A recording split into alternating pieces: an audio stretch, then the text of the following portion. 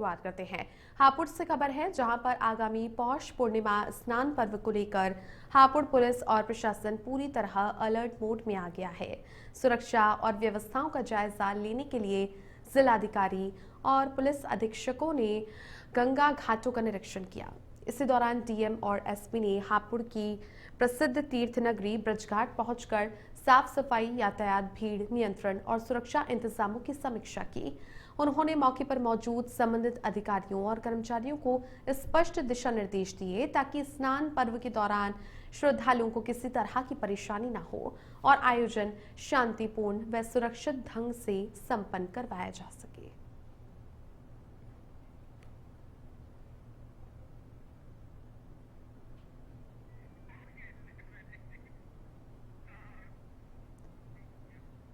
बागपत से खबर है, जहां पर योगी सरकार के सड़क दुर्घटनाओं में मौतें शून्य करने के लक्ष्य के तहत राष्ट्रीय सड़क सुरक्षा माह को जीरो फैटेलिटी माह के रूप में मनाने का शुभारंभ 1 जनवरी को राष्ट्रीय वंदना चौक पर डीएम अस्मिता लाल और एसपी सूरज कुमार राय ने किया। इसी मौके पर बिना हेलमेट चल रहे बाइक सवारों को हेलमेट वितरित किए गए। सड़क सुरक्षा प्रचार वाहन को हरी झंडी दिखाकर रवाना किया गया और लोगों को यातायात नियमों की जानकारी दी गई। डीएम ने बताया कि राष्ट्रीय सड़क सुरक्षा माह 1 जनवरी से 31 जनवरी 2026 तक चलेगा, जिसमें मुख्यमंत्री के विजन के अनुसार जीरो फैटेलिटी का लक्ष्य रखा गया है। इस अभियान में परिवहन, पुलिस, लोक निर्माण, स्वास्थ्य, शिक्षा, पंचायती राज और सूचना विभाग मिलकर समन्वित कार्रवाई करेंगे। एसपी ने बताया कि अभियान के तहत शराब पीकर वाहन चलाने, ओवर स्पीडिंग, लेन उल्लंघन, गलत दिशा में वाहन चलाने, हेलमेट व सीट बेल्ट न पहनने, रिफ्लेक्टर, टेप, फॉग लाइट, बिना परमिट और बिना फिटनेस वाहनों के खिलाफ सख्त कार्रवाई की जाएगी।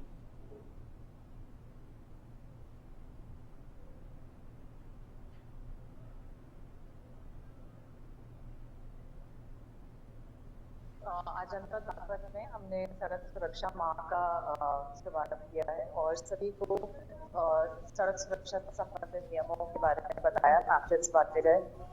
जो ऐसे चालक थे जिनके पास हेलमेट जिन्होंने नहीं पहने थे उनको फ्री रजिस्ट्रेशन किया गया हेलमेट का और 50,000 का वाहन को हरी झंडी दिखा के उसको आगे बढ़ाया गया है और इसके अलावा उससे बचते हैं उनके लिए रिफ्लेक्टिव गॉगल्स जो है वो भी डिस्ट्रीब्यूट किए गए।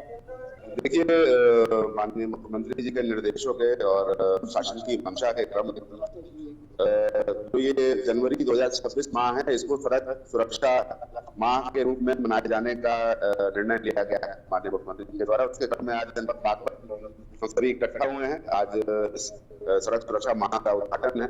जिलाधिकारी महोदय और जो इसका टोटल विभाग है, परिवहन विभाग, पुलिस के सभी वरिष्ठ अधिकारी यहाँ मौजूद।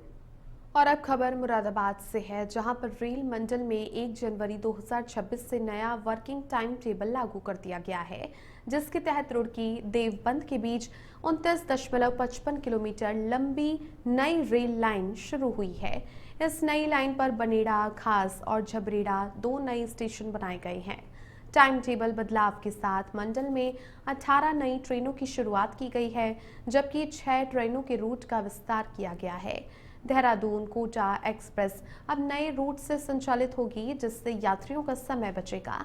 इसके अलावा इज्जतनगर रेल मंडल की 40 ट्रेनों के समय में भी बदलाव किया गया है। सीनियर डीसीएम आदित्य गुप्ता ने यात्रियों से अपील की है कि सफर से पहले रेलवे की आधिकारिक वेबसाइट या मोबाइल ऐप पर ट्रेन का समय जरूर जान ले, ताकि किसी तरह की असुविधा ना हो।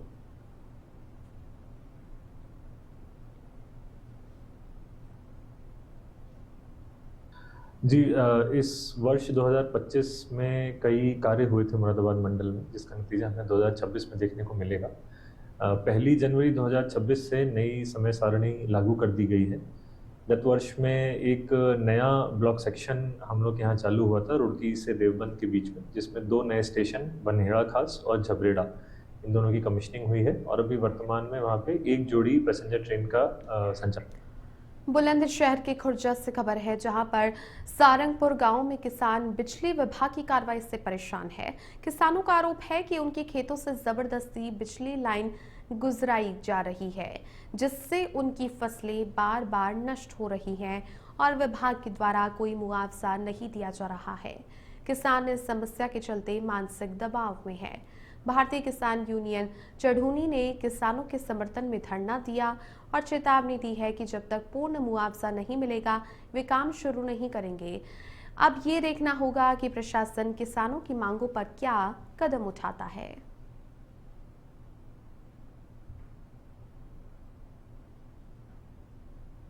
किसान यहाँ जो इकट्ठा हुआ है, 2 दिन से धरना चल रहा है भारतीय किसान चढ़ूनी और किसानों का इनका, क्योंकि ये मुआवजे का लड़ाई लड़ी जा रही है। उचित मुआवजे के ऊपर इन्होंने ना तो मुआवजा दिया किसानों को, लाइन जबरन खींच रहे, फसल भी इन्होंने खोदने का काम करा है। जब तक ये कंपनी बिजली विभाग की अगर हमें मुआवजा न देगी, किसान यहाँ काम करने नहीं देगा। इनका काम रोक दिया गया। आए वार्ता करें, किसानों को मुआवजा, उचित मुआवजा जो बनता है वो दिया जाएगा, वरना काम नहीं करने। और अब खबर बुलंदशहर के खुर्जा जंक्शन चौकी क्षेत्र से है, जहां पर खुर्जा पुलिस ने 12 सितंबर को हुई चोरी की घटना को खुलासा किया है। पुलिस के अनुसार खुर्जा जंक्शन क्षेत्र में स्थित एक आयरन दुकान में 3 चोरों ने चोरी की वारदात को अंजाम दिया था, जिसके खुलासे के लिए पुलिस लगातार प्रयास कर रही थी। कार्रवाई करते हुए पुलिस ने 3 मुख्य आरोपियों सोनू, गिरधर और पीताराम को गिरफ्तार किया। आरोपियों के कब्जे से करीब 70,000 रुपए नकद और लगभग 900 ग्राम चांदी बरामद की गई है। पुलिस ने ये भी बताया कि इन्हीं आरोपियों ने 22 दिसंबर को खुर्जा जंक्शन क्षेत्र में एक ठेके पर भी चोरी की थी, जिसका अनावरण भी आज ही कर दिया गया है। पुलिस आगे की कानूनी कार्रवाई में जुटी हुई है। एसएसपी बुलंदशहर महोदय के निर्देशन में थाना खुर्जा नगर पुलिस के द्वारा चोरी की, नकबजनी की 2 घटनाओं का सफल अनावरण कल किया गया है। इसके संबंध में 12 सितंबर को खुर्जा जंक्शन चौकी क्षेत्र में एक सरिया की दुकान पर, आयरन स्टोर पर एक नकबजनी हुई थी, जिसमें उनके द्वारा उनके कुछ करीब 1 हफ्ते का कलेक्शन जाना बताया गया था। और वहीं पीलीभीत के थाना सुनगढ़ी पुलिस ने इलाके में बढ़ रही चोरी की घटनाओं पर बड़ी कार्रवाई करते हुए 3 शातिर चोरों को गिरफ्तार किया। पकड़े गए आरोपियों में आकाश, रंजीत उर्फ गुड्डा और आमिर शामिल है। पुलिस ने इनके कब्जे से करीब 4 किलो चांदी, जिसकी कीमत लगभग 10 लाख रुपए बताई जा रही है, सहित अन्य चोरी का सामान बरामद किया है। पुलिस के मुताबिक लंबे समय से चोरी की शिकायतें मिल रही थी, जिसके बाद सूचना के आधार पर कार्रवाई की गई। पूछताछ में आरोपियों ने सुनगढ़ी क्षेत्र के कई स्थानों पर चोरी करना स्वीकार किया है। उनकी निशानदेही पर चांदी के आभूषण, बैटरी, इन्वर्टर, एलईडी, पत्थर काटने की मशीन और बिजली के तार बरामद किए गए हैं। पुलिस का कहना है कि आरोपी सुनसान इलाकों और बंद दुकानों को निशाना बनाते थे। इस कार्रवाई से इलाके के लोगों ने राहत की सांस ली है और पुलिस ने गश्त बढ़ाने के साथ आगे भी सख्त कार्रवाई की बात कही है।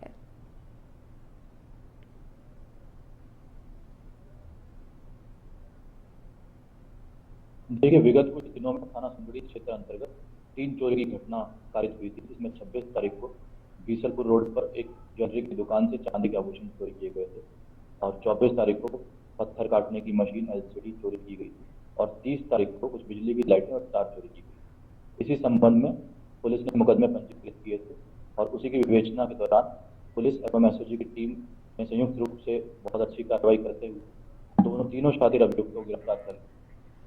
बागपत से खबर है, जहां पर सड़क सुरक्षा माह के दौरान एक अनोखा नजारा देखने को मिला है। बागपत के राष्ट्रीय वंदना चौक पर डीएम और एसपी ने पुलिस लिखी बाइक को रुकवाया।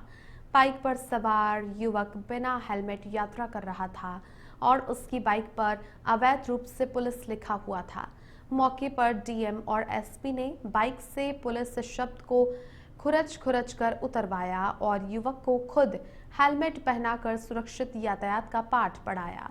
अधिकारियों ने युवक को भविष्य में यातायात नियमों का पालन करने की सख्त नसीहत दी और समझाइश के बाद छोड़ दिया।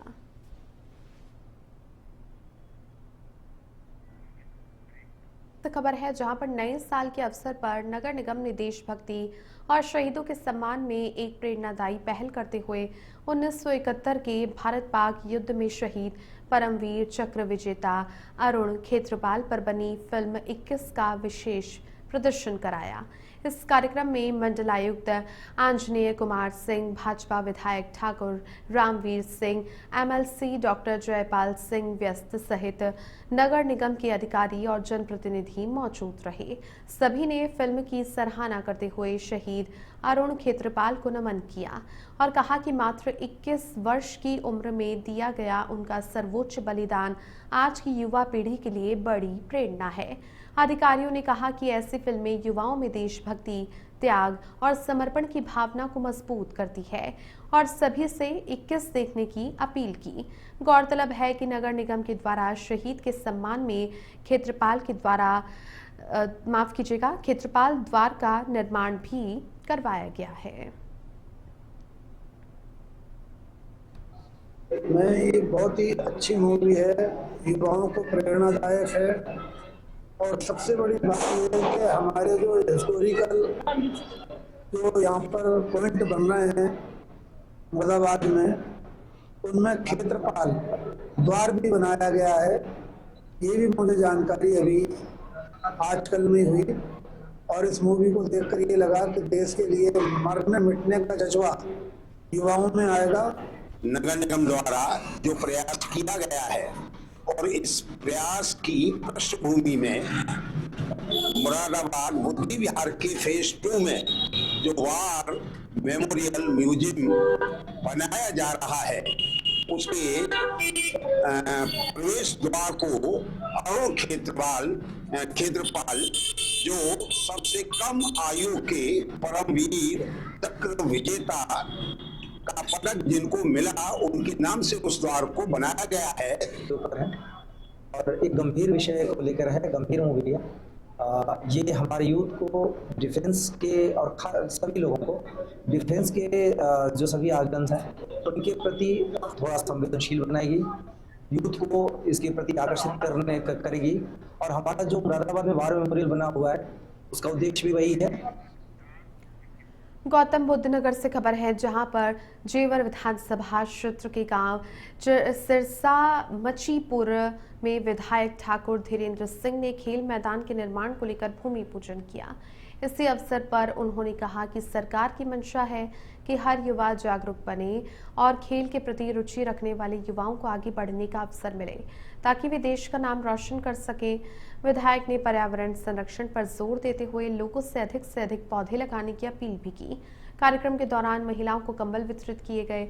वहीं विधायक ने क्षेत्रवासियों को नए साल की शुभकामनाएं भी दी। हमारे संवाददाता उपदेश चौहान ने इसी मौके पर विधायक धीरेन्द्र सिंह से खास बातचीत की। जो खेल के लिए है वो जागरूक जनता को भी कर रही है, लगातार खेल के जो अवसर है वो प्रदान कर रही है। इस समय हम गौतम बुद्ध नगर के जेबर में मौजूद हैं और जेबर के जो लोकप्रिय विधायक हैं धीरेन्द्र सिंह जी हमारे साथ मौजूद हैं और यहाँ पर एकलव्य खेलो युवा स्पोर्ट का पार्क जो है सिरसा माचीपुर में जो है आज भूमि पूजन किया गया है। सर, आज भूमि पूजन किया गया है। पहले तो नई साल की बहुत बहुत शुभकामनाएं मेरी तरफ से और हमारे चैनल की तरफ से। और नए साल के लिए ही ये जो उद्घाटन किया गया है, ये भूमि पूजन किया गया है, पूरा क्या प्रोग्राम है सर? देखिए, आज मकसद था नए साल में लोगों को एक ऐसा तोहफा दिया जाए जो उनके लिए बहुत कारगर साबित हो। यहाँ बहुत सारे ऐसे बच्चे हैं जिनकी प्रतिभा का इस्तेमाल नहीं हो पाता था और उनकी प्रतिभाएं ग्रामीण क्षेत्र में दबकर रह जाती थी। हम यहाँ एक बहुत आधुनिक सुविधाओं से युक्त स्टेडियम बनवा रहे हैं जिससे ग्रामीण अंचल के लोग भी अपनी एक पहचान प्रदेश और राष्ट्र स्तर पर बना पाएंगे।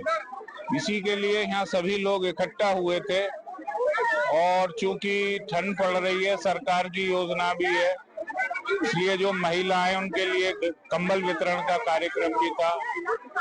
और मैं आपके माध्यम से यही कहना चाहूंगा कि जेवर ने जिस प्रकार विकास के क्षेत्र में गति ली है, मैं चाहता हूं कि यहाँ का सर्वांगीण विकास हो, खेल हो, शिक्षा हो, आवागमन के साधन हो, रोजगार हो, उसी दिशा में हम धीरे धीरे आगे बढ़ रहे हैं। जिस तरीके से बताया जा रहा है कि जो ये ग्राउंड है इसमें काफी अतिक्रमण था, कई समस्याओं का सामना करना पड़ा होगा इस अतिक्रमण को हटाने के लिए। नहीं, यहाँ के लोग समझदार हैं, उन्हें समझा दिया गया और कुछ जमीन पर फसल बोई हुई है तो हम बीच में आज से निर्माण कार्य आरंभ कर देंगे और जब फसल कट जाएगी तो उसके बाद में हम उसकी बाउंड्री वॉल करेंगे। जैसा कि आप जमीन से जुड़े विधायक हैं, लगातार लोगों की समस्याओं को सुनते हैं, आप कहीं ना कहीं यहाँ तो आप करते हैं जेवर में, कहीं ना कहीं लखनऊ विधानसभा में भी किसानों की आवाज को उठाते हैं, उनकी जो समस्याएं हैं उनको बताते हैं विधानसभा में। देखिए, जनता ने इसीलिए मुझे चुना है कि मैं उनकी आवाज सरकार तक पहुंचाऊं, और मुझे जब भी मौका मिलता है मेरा प्रयास होता है कि एक गरीब के घर की आवाज भी मेरी सरकार तक पहुंचे, जिससे उसके समस्या के संबंध में या कोई नीतिगत समस्या हो तो सरकार पॉलिसी बना सके। तो ये मेरा काम है प्रतिनिधि होने के नाते, और यही मेरा फर्ज भी है। आज नए साल का दिन है, आप क्या कहना चाहेंगे तमाम लोगों से, क्षेत्रवासियों से, देशवासियों से क्या कहना? मैं सभी को नए साल की शुभकामनाएं देते हुए यही कहना चाहूंगा कि जिस तरीके से पर्यावरण हमारा दूषित हुआ है पिछले दिनों में, तो लोग इसके लिए सतर्क हो जाएं और ज्यादा से ज्यादा वृक्ष लगाएं, सफाई का विशेष ध्यान रखें, क्योंकि स्वच्छता हमें अपने व्यवहार में लानी होगी और दैनिक व्यवहार में लानी होगी। हम अगर पर्यावरण के प्रति सचेत नहीं हुए तो आने वाले समय में हमारी आने वाली पीढ़ियों को बहुत ज्यादा दिक्कत हो सकती है। इसलिए हम अपनी पीढ़ियों के लिए कम से कम प्रकृति को उस दिशा में छोड़ के जाएं, उस दशा में जिस दशा में वो हमें प्राप्त हुई थी। बहुत बहुत धन्यवाद। तो ये हमारे साथ में जेवर के लोकप्रिय विधायक वीरेंद्र सिंह थे, उन्होंने शाहपुर से कहा नई साल का समय है, शाहपुर से नई साल की सबको शुभकामनाएं दी। कहीं ना कहीं ये भी कहा कि जो पेड़ है वो पेड़ पौधे लगाएं, कहीं ना कहीं जिस तरीके से पर्यावरण हमारी रक्षा करता है इसी तरीके से हमें भी पर्यावरण की। मथुरा के तहसील महान क्षेत्र के बलदेव थाना इलाके में पंचायत चुनाव से पहले सियासी रंजिश खुलकर सामने आ गई। नगला भुड़ा गांव में दो पक्षों के बीच मामूली विवाद खूनी संघर्ष में बदल गया, जिसमें लाठी, डंडे, ईंट, पथराव और फायरिंग तक हुई। इस घटना में गोली लगने से किशोरी सोनिया गंभीर रूप से घायल हो गई, जबकि वीरेंद्र, वीरपाल, दिनेश, कुलदीप, दीपक सहित करीब आधा दर्जन लोग जख्मी हो गए, जिन्हें जिला अस्पताल मथुरा में भर्ती करवाया गया। गांव के वर्तमान प्रधान कृष्ण कुमार और भगवान सिंह के परिवार के बीच पुरानी रंजिश बताई जा रही है। आरोप है कि छींटाकशी के विरोध पर प्रधान पक्ष ने हमला किया और लाइसेंसी असलहे से फायरिंग की गई। घटना के वीडियो सोशल मीडिया पर वायरल होने के बाद पुलिस हरकत में आई। मौके पर सीओ संजीव राय पुलिस बल के साथ पहुंचे, जबकि एसपी ग्रामीण सुरेश चंद्र रावत ने बताया कि 5 लोगों को हिरासत में लिया गया है और मामले में मुकदमा दर्ज कर लिया गया है। इनके मध्य कुछ राशन वितरण वाली जगह पे औरतों के बीच में विवाद हुआ। उसके पश्चात जो कृष्णपाल के पक्ष का ये व्यक्ति राज सिंह है, ये बाइक से जा रहा था और एक महिला थी उसके साथ में, तो पूर्व प्रधान के लोगों ने इनके ऊपर वार किया, जिससे इनको चोट लगी। इस पर फिर जो वर्तमान प्रधान है, इनके पक्ष के जो पुष्पेंद्र हैं और भी इसमें 10-11 लोग हैं, ये लोग वहाँ आगे पहुँच गए, आक्रामक हो गए और इसमें से कुछ लोगों के द्वारा फायर किया गया है। पुलिस ने कुलेसरा से लखनावली जाने वाली पुस्ता रोड पर संदिग्ध वाहन और व्यक्तियों की चेकिंग के दौरान एक बाइक सवार को रोका, लेकिन आरोपी रुकने के बजाय तेज गति से भागने लगा, जिससे उसकी बाइक फिसल गई और आरोपी ने पुलिस पर जानलेवा फायर किया। पुलिस की जवाबी फायरिंग में आरोपी इमरान निवासी शाहजहांपुर घायल हो गया। पुलिस को उसके कब्जे से एक अवैध 315 बोर तमंचा, एक जिंदा कारतूस, एक मोबाइल और चोरी की फर्जी नंबर प्लेट लगी स्प्लेंडर मोटरसाइकिल बरामद की गई। घायल आरोपी को अस्पताल भेजा गया और उसके आपराधिक इतिहास की जांच जारी है।